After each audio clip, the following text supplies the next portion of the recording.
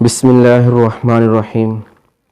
آپ صلی اللہ علیہ وسلم کا حلیہ مبارک کیسا تھا؟ تو یہ سوال حضرت علی سے ہوا تو حضرت علی نے جواب دیا، ہمارے نبی صلی اللہ علیہ وسلم بہت زیادہ دراز قد نہ تھے بلکہ درمیانہ قد سے کچھ زیادہ۔ آپ صلی اللہ علیہ وسلم کا معجزہ تھا کہ جب لوگوں کے ساتھ چلتے تھے تو ان میں سب سے نمایاں معلوم ہوتے تھے، اور آپ کا سر مبارک تناسب کے ساتھ بڑا تھا، اور بدن مبارک پر سینے سے ناف تک بالوں کی ایک لکیر تھی، اس لکیر کے علاوہ چھاتی اور پیٹ بالوں سے خالی تھا۔ بدن مبارک ٹھوس تھا، لٹکا ہوا نہیں تھا۔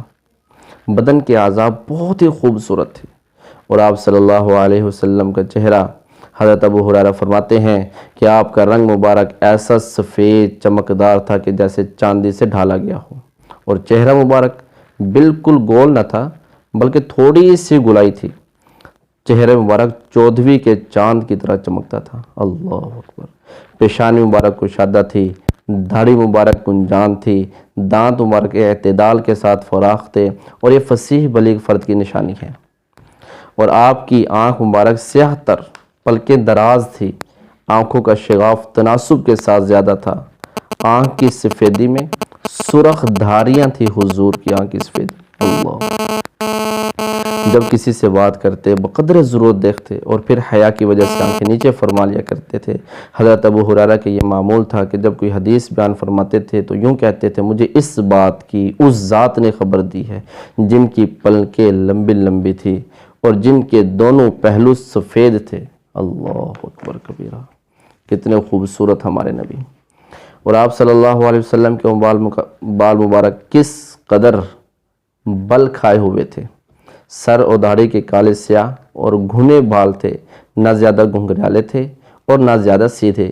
اگر بالوں میں اتفاقاً مانگ نکل آئی تو مانگ رہنے دیتے، اور مانگ اگر نکالتے تو درمیان سے نکالتے تھے۔ آپ کے سر اور داڑھی میں 20 سے کم بال سفید تھے۔ آپ زلفیں رکھتے تھے، کبھی نصف کان تک، کبھی کان کی لو تک، اور اگر بڑھ جاتے تو شانہ مبارک تک چھو جاتے، اور جب بال کٹواتے تو کانوں کی لو تک کٹواتے تھے۔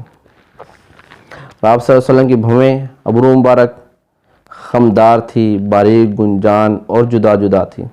دونوں ابروؤں کے درمیان ایک رگ تھی جو حالت جلال میں نمایاں ہو جاتی تھی۔ آپ صلی اللہ علیہ وسلم کی ناک مبارک کی نوک قدر بلند تھی۔ نوک جیسے ہوتا ہے نا، ناک کی نوک ہوتی ہے تو کچھ بلند تھی، تھوڑی سی، اور اس پر نور جھلکتا ہوا نظر آتا تھا۔ ابتدا میں جو بھی حضور کو دیکھتا تو اللہ کی قسم دیکھ کر رخسار مبارک نرم اور ہموار تھے، اسی طرح گردن مبارک نرم اور چمکدار تھی۔ اللہ اکبر۔ کتنے خوبصورت ہمارے نبی، مگر افسوس در افسوس آج مسلمان کسی بھی موقع پر ان کی زندگی کو نہیں دیکھتے۔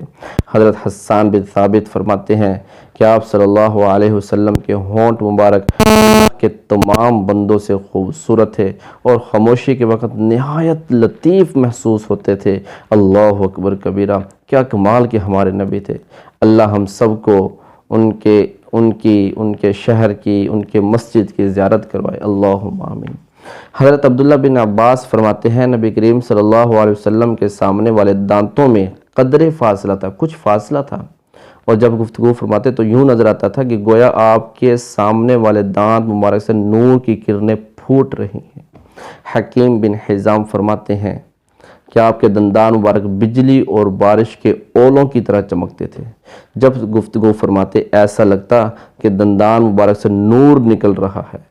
آپ صلی اللہ علیہ وسلم کے کندھے مبارک چوڑے تھے اور دونوں کندھوں کے درمیان فاصلہ تھا، یہ شجاعت اور سخاوت کی علامت ہے۔ حضرت عائشہ صدیقہ فرماتی ہیں کہ پشت مبارک کشادہ تھی اور دونوں کندھوں کے درمیان مہر نبوت تھی۔ اللہ اکبر کبیرہ۔ یہ ہمارے نبی ہیں۔ حضرت جابر بن سمرہ فرماتے ہیں، میں نے حضور صلی اللہ علیہ وسلم کے ساتھ نماز پڑھی، پھر آپ اپنے گھر کی طرف تشریف لے گئے، میں بھی ساتھ چل پڑا۔ سامنے سے کچھ بچے ہیں تو آپ صلی اللہ علیہ وسلم نے ان میں سے ہر ایک کے رخسار پر ہاتھ پھیرا، میرے رخسار پر بھی ہاتھ پھیر دیا۔ میں نے آپ صلی اللہ علیہ وسلم کے ہاتھ مبارک کی ٹھنڈک اور خوشبو سے یوں محسوس کیا کہ جیسے آپ نے ابھی اپنے ہاتھ کو عطر کی ڈبیا سے نکالا ہو۔ بازو مبارک بڑے تھے، انگلیاں تناسب کے ساتھ بڑی تھی، کلائیاں مبارک جو دراز تھی خوبصورت تھی، اور آپ صلی اللہ علیہ وسلم کی ایڑیاں مبارک ایسے جیسے تراشی ہوئی ہیں، ان پر گوشت کم تھا۔ اللہ اکبر۔ تلوے کچھ گہرے تھے، تلوے پاؤں کے تلوے گہرے تھے، چلنے میں عام رفتار سے کچھ تیز آپ صلی اللہ علیہ وسلم چلا کرتے تھے۔ آپ کا پسینہ مبارک کستوری سے زیادہ خوبصورت۔ حضرت ام سلیم حضور صلی اللہ علیہ وسلم کے لیے چمڑے کا گدا بچھایا کرتی تھی، آپ اس پر قیلولہ فرماتے تھے۔ جب سو جاتے تھے تو ام سلیم آپ کے بال اور پسینہ اکٹھا کرتی اور ایک شیشی میں ڈال لیتی تھی، پھر خوشبو ملا لیتی۔ جب حضرت انس بن مالک رضی اللہ عنہ کی وفات کا وقت آیا تو انہوں نے مجھے وصیت کی کہ وہ خوشبو ان کے کفن کو لگائی جائے۔ آپ کے حلیے مبارک ہر چیز کمال حسن کو پہنچتی ہے۔ حضرت حسان نے آپ کو دیکھ کر بے ساختہ جو اشعار کہتے، شاید اس سے بڑھ کر کسی کے پاس الفاظ نہ ہو۔ وَأَحْسَنَ مِنْكَ لَمْ تَرَ قَطُّ عَيْنِي وَأَجْمَلَ مِنْكَ لَمْ تَلِدِ النِّسَاءُ خُلِقْتَ مُبَرَّأً مِنْ كُلِّ عَيْبٍ كَأَنَّكَ قَدْ خُلِقْتَ كَمَا تَشَاءُ۔ وآخر دعوانا الحمد للہ رب العالمین۔